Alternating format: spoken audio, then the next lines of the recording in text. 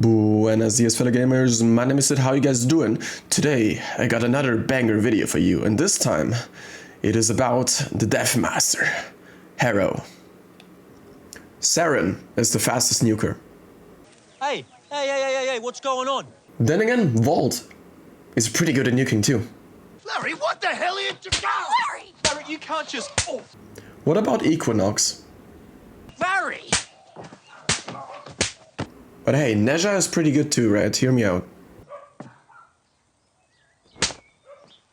Don't get me wrong, all the frames I just mentioned are very, very good at nuking. But, there's always a but, but they are no match for the Death Master, Harrow. And here's why. Okay, so I just want you to take a look at this picture. This is Zone 8 of Elite Sanctuary Onslaught. The thing is, with Saren, Vault, Equinox, whatever, you can nuke pretty quickly. But Harrow just takes it to another level. You can see that the amount of kills you're getting is ridiculous, and all you have to do is spam one certain ability. Don't worry, we're gonna get into that soon. But first, I do need 10 seconds of your time. Don't count it though. Since we are in the most icy cantina, I probably have your attention anyway. I'd like to take this moment to mention my collaboration with Bloodstain Games. If you click on that link, this is how it looks like. You're gonna see some gameplay, you're gonna hear me reflecting about the game, and to quote myself, actually a great game. Give it a try. First things first, what I would always do at the start is cast the third ability, because when you get kills, you get your energy back. After that, to get some additional fire rate, you can activate your second ability. You're gonna see that your shield is getting depleted. In that time, I usually pop the fourth, because then boom, you're invincible and you do have enough time to regain those shields. The most important thing is to spam Thermal Sunder after you activated your third ability, because if you spam Thermal Sunder like this, you're not getting energy back because you're not killing, because you don't have your third ability active. So always activate your third ability. Since you're going to be spamming and killing, you're getting energy back. So it's always like an endless cycle. Pretty cool, right? Before we get started with the build, I'm going to show you which Helminth ability that is. If you go to your Helminth room and you interact with your chair, in that case I'm interacting with Jabba the Hutt, don't ask me why. I mean, looks pretty similar to him, doesn't it? And you type in thermal or gauss, you're gonna find this ability. To have this ability in Helminth, you need to subsume gauss. Once gauss is subsumed, you can now put this ability on your Warframe. And yes, you can replace any ability that you wish to replace. So which one to replace? Actually pretty simple. You just replace the first ability because you don't need to do some chaining. Chain Gang's gonna be disappointed.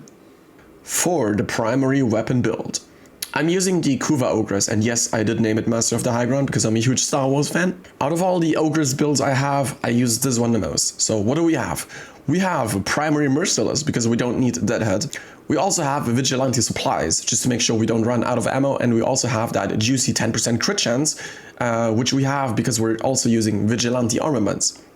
Galvanized Aptitude for status chance, and it also replaces Serration. You don't really need Serration, because if you think about it, you get 40% direct damage per status type affecting the target.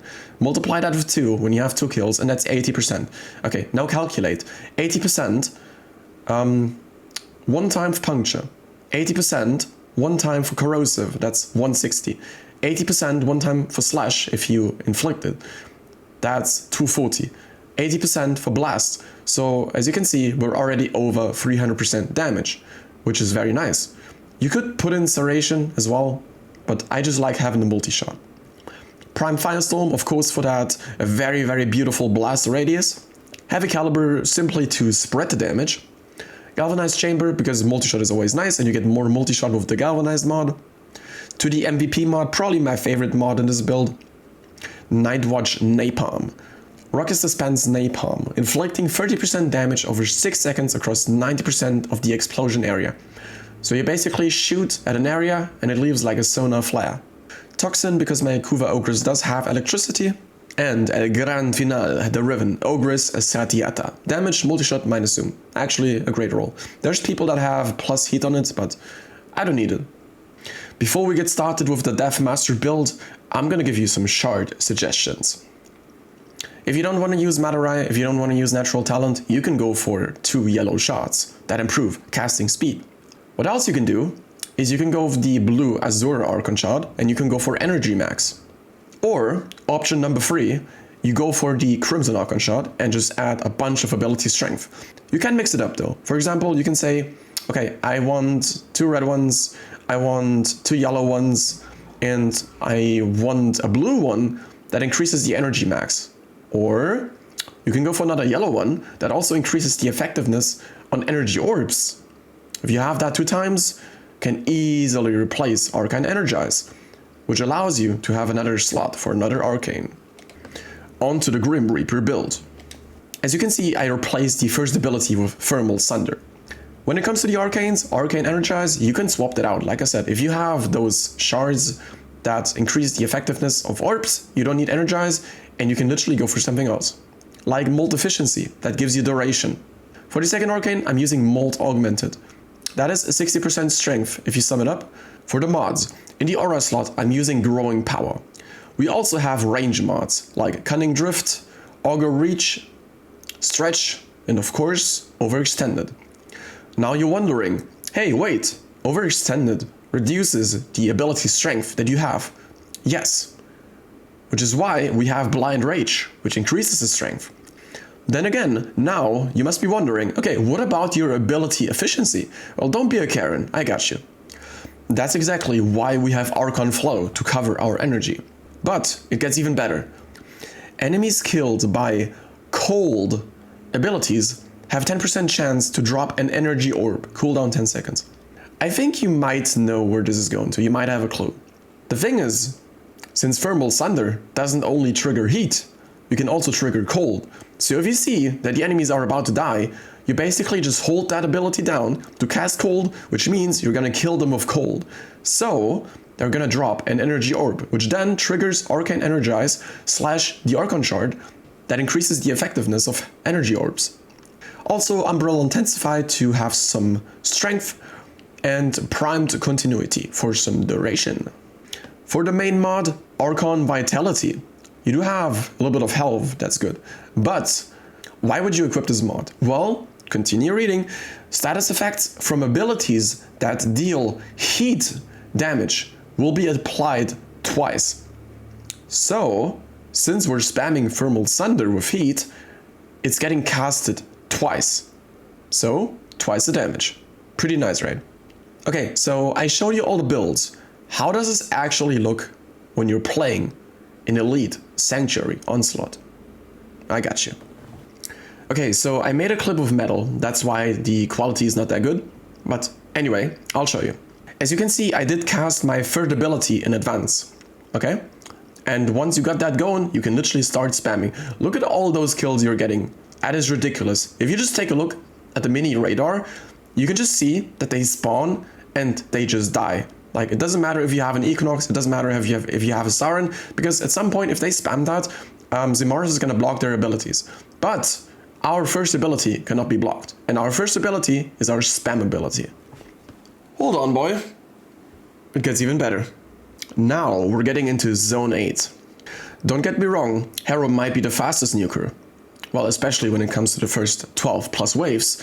But he's not the strongest nuker, okay? This is specifically made for Elite Sanctuary Onslaught. You can also use this build in regular defense missions and you're gonna do just fine. But, for example, an Equinox with Terrify is always gonna outperform that, especially in Steel Path. As you see, casting the third ability. I also have some Green Day music in the background because I listened to Spotify at that point. As you guys saw, I swapped to my operator, swapped back for that 50% casting speed, and now we're just spamming. One thing I have to mention is you don't always have to spam. If you don't see anything on the map, you can just wait a little bit so you don't waste energy. Now, time for some useful tips. Useful tip number 1. You don't have to use those yellow Archon shots because we do have this focus tree, which is called Madarai.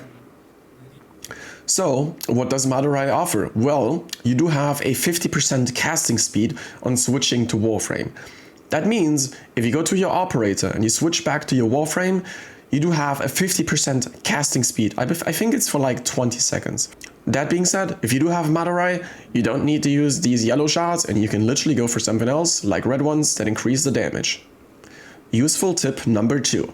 Simara's doesn't block the first ability, unless you might have natural talent, you have, let's say, 5 of those yellow shards, and you have Madarai. If you spam that too quick, I do think he's gonna block that, because that would be too much of a quick spam, even for Simara's. Useful tip number 3.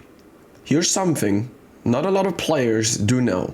If you go to options, you go to keyboard mouse, you go to invert tab hold abilities, you can actually invert abilities. So what does this mean? For example, if you cast Thermal Thunder, it's gonna cast cold, right? So in order to have the other effect, which is heat, you would have to hold that ability button down. What if you want to spam it though? I got an easy fix for you. All you do is go here, you go to Gauss, and then you select inverted, then you go to confirm.